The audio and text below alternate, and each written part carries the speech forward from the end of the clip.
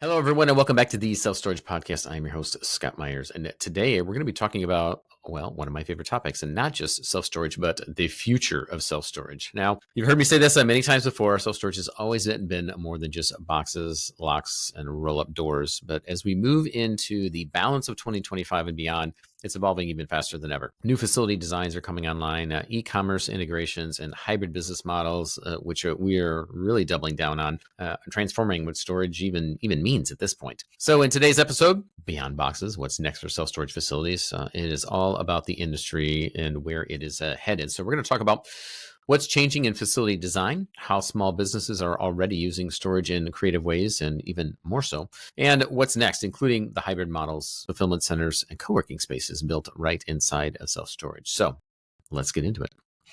So the first question we'll answer is what's changing in facility design. All right, let's start with what we can see, the physical design of self-storage facilities. Now, the future of storage is both flexible, even more flexible, and tech-enabled, as we're seeing the tech stack getting more advanced all the time, but also customer-centric, which means that we're not taking an eye off of the customers and their needs and being able to fulfill them, not using tech in place of and making it a worse experience, but an even better one that is focused more on the customer. Because gone are the days of plain metal boxes lined up in a row. Developers and investors, even our LPs, are now asking, how do we create multi-purpose facilities that serve people, not just their stuff? And we experimented with this a little bit in some of our designs as early as 5 to 6 years ago, where literally in a multi-story facility, somebody, if they wanted to, they could come in and essentially scrape or take out the walls and doors and even mezzanines and turn it back into an industrial building if that area grew that much. And so we still have an eye on that, but it's more than that. We're seeing a shift towards mixed use and flex storage already built into it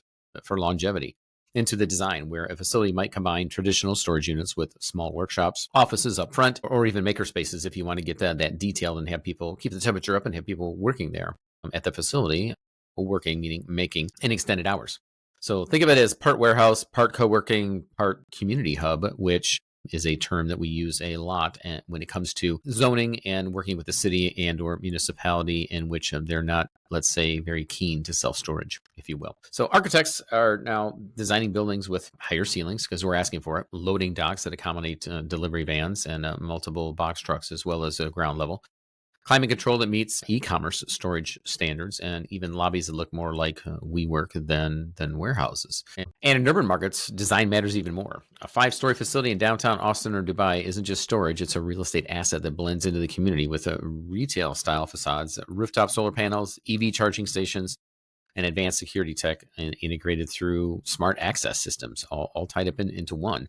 And that all sounds like a mouthful, and we didn't really see much of this, if not any of that, in the past 5 or 6 years now. And that is why I love self-storage, because it is ever evolving, and talking about the future is just incredible. Because here's the kicker. It's not just about design aesthetics. It's about functionality for new user types. Entrepreneurs, online sellers, small businesses are now a major share of our tenants, whereas it used to be the opposite. Somewhere between a 75 to 80-20 mix was residential and just folks that are storing things from their household items inside of our storage facilities versus the businesses. And now we're almost flipping that model now. Some reports suggest that as much as 1 in 3 storage renters today use their rent for business purposes, and that's a huge shift from a decade ago. So as facility owners and investors, we have to start designing spaces, if you're not already, for what storage was, but for what storage does next. So let's first talk about how small businesses are using storage now. Well, small businesses are using self-storage in many ways today. We're seeing what I call the micro-entrepreneur revolution yet again, from Etsy shop owners to Amazon sellers to mobile service companies. They all need space to operate, but don't want the overhead of a full warehouse lease. So where do they go? Yeah, absolutely. They go to self-storage, and they're using not only 10 by 20 units as mini distribution hubs, but even larger units now. And we're building that into our design. They're creating inventory centers or light assembly spaces. And I've seen tenants set up photography backdrops, label stations, even podcast studios inside of their storage units. It's creative, it's scrappy, and it's the future for entrepreneurs that are looking to get into the business on a budget, in their business on a budget. In fact, according to a 2024 Cushman & Wakefield report, nearly 28% of new commercial self-storage leases were signed by small business operators, just giving a sign once again as to where demand is heading. But here's what's really interesting. These customers are sticky. Business customers stay longer, they expand faster, and they see storage as part of their business infrastructure, not just temporary overflow. So if you're listening and you own or operate self-storage, you need to ask yourself, how can you better serve this new breed of tenant? Because they're coming. Do you have dedicated delivery zones for couriers? Can tenants receive shipments or schedule pickups by way of your office or from another entrance? Do you offer Wi-Fi, temperature monitoring, or flexible contracts for growing? These are just the essentials. What used to be niceties in the past are now essentials. So those upgrades, even small ones, can turn your facility from just another storage facility into a business enabler. And that's really what we're looking for, is a place for folks to come that is going to help them in their business, not just a place for storing things. And that is where the industry is moving. So that's where we find ourselves in a glimpse into where we're heading. But as far as what's next, meaning hybrid facilities, different types of fulfillment and co-working spaces, well, that's the future of self-storage. It is hybrid. We're moving toward a multi-use ecosystems where storage meets logistics, e-commerce, and co-working. So, I mean, think about it. A tenant runs an online furniture shop.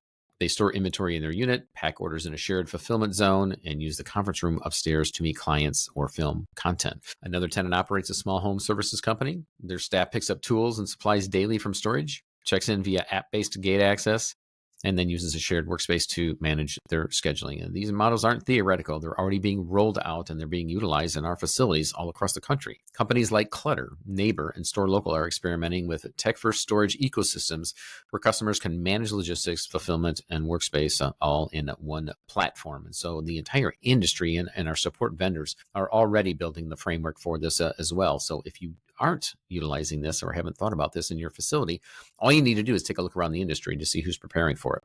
And for investors, it's an entirely new revenue stack. We're talking tiered services, digital add-ons, and flexible memberships. Yes, memberships, not just rental contracts, but memberships. In Dubai, London, and even major U.S. metros like Dallas or Miami, developers are blending storage, flex office, and micro warehousing into one single facility. These projects are pulling in cap rates that rival retail because they tap into both consumer and business demand simultaneously. So co-working inside self-storage, you say? Well, not only is it not far-fetched, we've seen that model thrive in Australia and parts of Europe, and it's coming to the US faster than people think. In 2025 and beyond, storage isn't just going to be a passive asset. It'll be an active business ecosystem. It is our industry is coming of age, and it's just fantastic to see. We're seeing facilities that double as logistic nodes, maker hubs, and even fulfillment centers for local businesses. And that includes the Amazon drop shippers and all those that are competing in the race to get the last mile for delivery. And from an investment standpoint, the facilities that embrace that shift will command higher rents, longer stays, and diversified income streams. And that's how you future-proof your portfolio. So as we wrap up today's episode, remember this: the future of self-storage isn't about just more space. It's about smarter space. Flex storage, e-commerce storage trends, hybrid co-working, these aren't just buzzwords. They are the next evolution of an asset class that's proven to be one of the most recession-resistant and adaptive in the marketplace. If you're an investor, developer, or operator, now is the time to lean in.